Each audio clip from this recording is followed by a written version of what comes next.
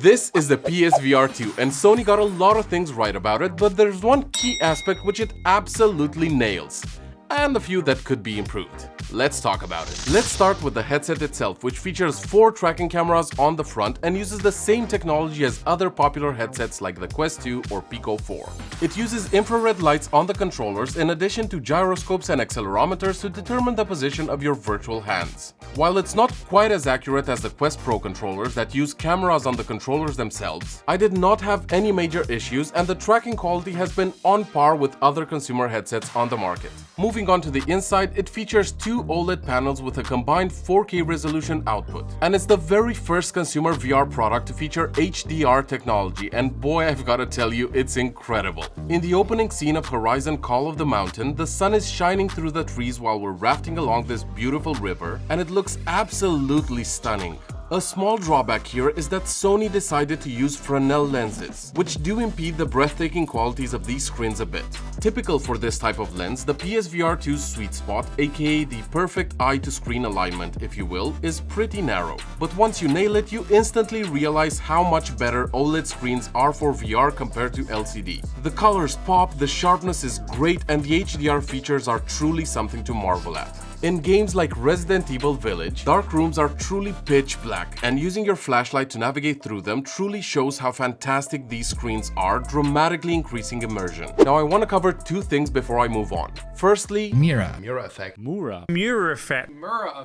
Yes, there is some Mura present, which kinda looks like a faint grid overlaid onto everything. It's a drawback of certain OLED panels, but it's truly not as bad as you might think. Your brain tends to cancel out things like these after as little as 10 to 15 minutes from putting on the headset for the first time. I can promise that for 99% of you, you won't even notice it in the first place, but it's an important aspect to know, so I thought I'd mention it. And that brings me to my second point, which is setting expectations for VR in general, regardless of the headset you own. When us reviewers say a VR headset is sharp, maybe except for the Vario Aero, which I haven't tested personally, we never mean it's as sharp as an actual 4K monitor or TV. It's difficult to relay in a YouTube video what it actually looks like, even by pointing a camera through the lenses, because that's showing only 5 to 10% of the experience in my opinion.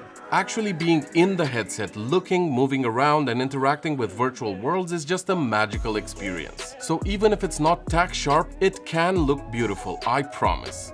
I went in with fairly low expectations for the eye tracking on PlayStation VR2, but it has to be one of the best implementations I've seen. And it uses the industry standard Tobii tracking. You can navigate some menus with just your eyes, even make selections in-game, and eye tracking powered aim assist in games like Horizon. Of course, PlayStation being PlayStation, they know how to craft experiences. And there are even horror games where things move when you blink. And that's such a smart, simple, and cool use of this technology. Good job, Sony. To enhance that immersion even more, Sony's added haptics inside the headset itself, which can rumble and vibrate based on the actions and environments in the game.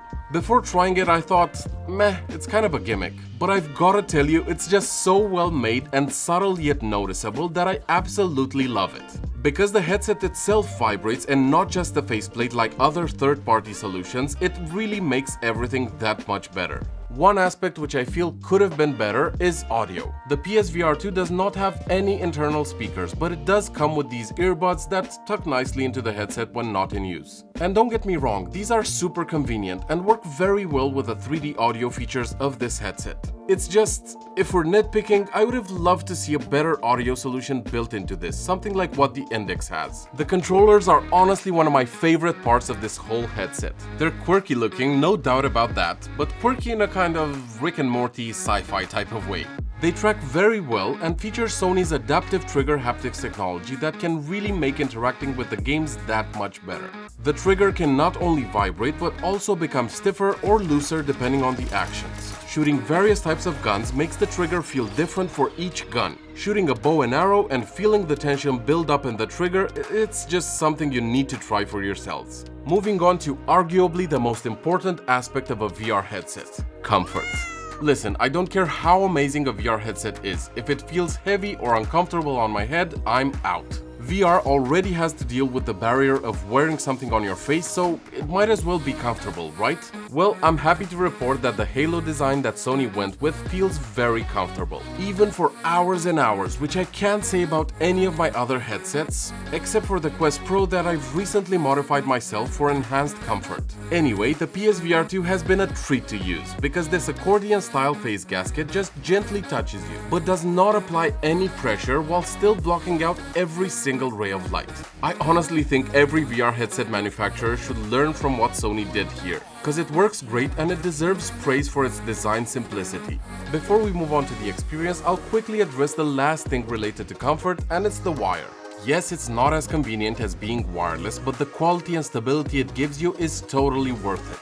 The fact that you literally just need your PS5 to play this, it's easy to get the wire in a comfortable position, since you can basically move the PS5 right next to your play space and have plenty of slack to move around. The PSVR2 is also extremely good at playing games seated, where the wire truly is not an inconvenience at all.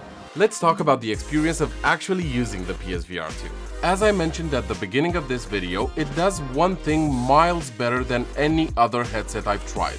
And that thing is convenience. Firstly, let's get one thing out of the way. We're not comparing this to standalone headsets. This is not standalone, it's powered by the PS5, so any comparisons I make here are of using the Quest 2 or Pico 4 with a gaming PC, not standalone. This headset is designed for no fiddling, pick up and play sort of experiences. Even though it's senseless to compare an $1,100 system like the PS5 plus PSVR2 with my PC that costs 3 times as much, I've gotta say the quality is 70 to 80% there, and even better in certain circumstances, which I'll talk about in a minute. I find myself picking up the PSVR2 more than any of my other headsets, because I simply know it will be seamless every single time with minimal fuss and no setup, as opposed to, well, this.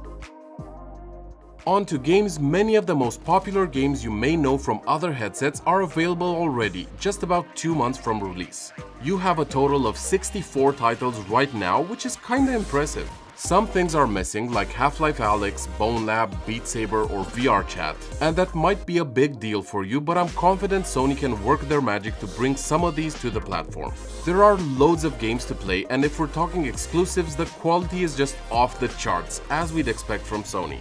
Horizon Call of the Mountain looks breathtaking, and while the gameplay itself isn't anything revolutionary, it's a very good experience overall, and I recommend you try it. I'd love to maybe see an open world Horizon VR game in the future, because that would be my only gripe with Call of the Mountain, that it feels a bit constrained to a linear path with no real freedom and limited interactions outside of climbing and shooting your bow. Nonetheless, it's a great showcase. Moving on to Resident Evil Village, I've only played the free demo and I'm not a fan of the horror genre, but I was blown away by how good it looks and feels to play. It's AAA VR gaming at its best, like honestly, so atmospheric, so detailed, so dark and scary, and everything from visuals to the subtle haptics is excellently made.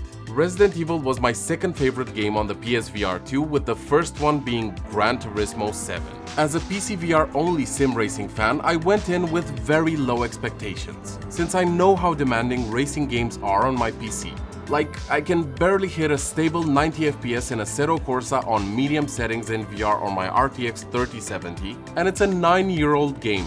Well, I was surprised to experience the gorgeous, smooth gameplay that the PS5 could offer while using the PSVR2. Like, wow, it transforms the game, and I now fully relate to most other content creators that said they've sunk an insane amount of hours into playing GT7. I had to bring out my trusty old Thrustmaster T300 RS since my new direct drive is PC only, but I could not stop playing this for hours and hours. That, combined with the comfort and the simplicity of just picking this up and playing without even needing a monitor next to my sim rig, is just mind-blowing to me. I've also tried using this as a regular 1080p monitor to play regular non-VR games. And I've got to tell you, again, what struck me the most was the simplicity.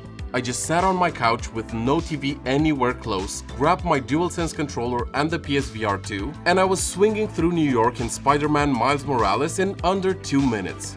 Again, due to the Fresnel lenses, the edge-to-edge clarity here wasn't stellar, but I'd rate it as good enough for how convenient it is.